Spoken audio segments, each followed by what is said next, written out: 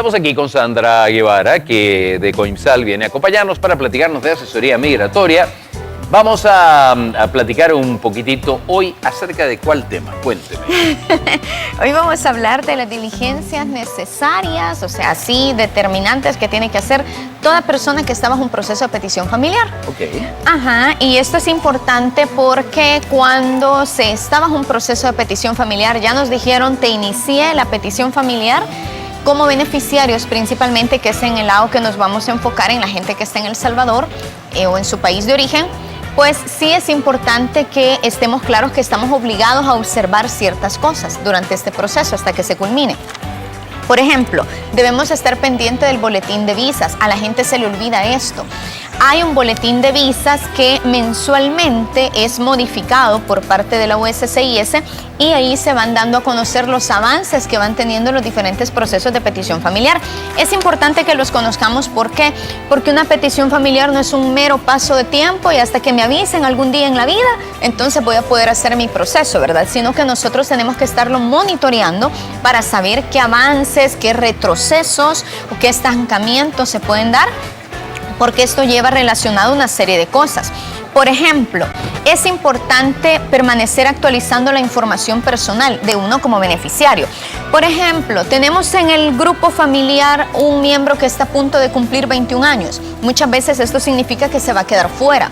Ellos no pueden saber y no llevan un control de, esta persona está próxima a cumplir 21 años, hay que ver cómo le aceleramos el proceso. Es el beneficiario o el peticionario el que lo debe solicitar, informar y solicitar, ¿verdad? Que una de dos, o que les congelen la edad de cuando el proceso arrancó, si eso es posible, porque el acta de protección al menor protege ciertos casos, no es a todos. Porque es importante, decir que es que el proceso de petición familiar suele tardar, digamos, bastante, no es un trámite de 72 horas. Hay categorías que tienen una espera, que no tienen espera definida y es mero transcurso de papeleo. Hay procesos que sí. Por ejemplo, los hermanos de los ciudadanos están tardando 13 años en este momento por los retrasos que ha tenido. Sí. Que también es importante que hagamos, informar el nacimiento de un nuevo miembro de la familia. Igualmente, ellos no se pueden enterar, ¿verdad?, de cómo estamos llevando nuestras vidas, y para que el pequeñín de la familia no se vaya a quedar afuera, hay que notificarlo. Cambios de dirección que tengamos, de domicilio, de números de teléfono, de correos electrónicos, toda esa información se tiene que estar actualizando. Igualmente, si el peticionario cambia de estado migratorio, era residente y pasa a ser ciudadano, por ejemplo, lo debe notificar para que le muevan el proceso de petición familiar. O si el beneficiario también cambia de su estado familiar, lo debe notificar. Estaba soltero, se casó, estaba casado, se divorció, etc. También es importante obedecer las instrucciones que giran las instituciones relacionadas con el proceso. Ellos le dicen, cuando la persona está en trámite, no renuncie a su trabajo, no venda sus pertenencias, no haga cambios drásticos en su vida. Hay que hacerle caso. Porque la gente muchas veces, cuando llega la notificación de aprobado, piensa, ya me voy. Hoy sí, ya me voy a ir, y no, ¿verdad? Está todo un procesamiento detrás que puede tardar muchos años, y si hacemos cambios drásticos nos puede afectar. Ahora bien, ¿qué acciones son las que afectan una petición familiar? Por ejemplo, casarse, divorciarse, en algunos casos puede significar la terminación del proceso. Digamos, un residente está pidiendo a su hijo. Los residentes no pueden pedir hijos casados. Si este hijo se casa, automáticamente queda fuera. Puede acompañarse, puede tener hijos, pero no casarse legalmente.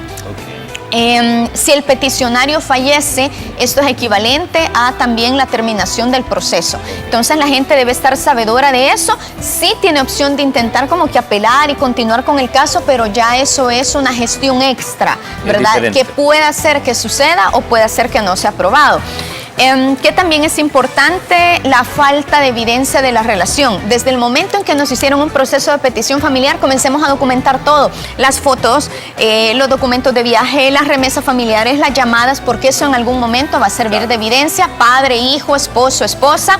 Y también que afectan los reconocimientos tardíos a los hijos. Si usted sabe que tiene un hijo, reconózcalo al nacer. Reconocerlo tardíamente más adelante puede significar pruebas de ADN, cosas extras que le van a hacer más largo el proceso y más caro.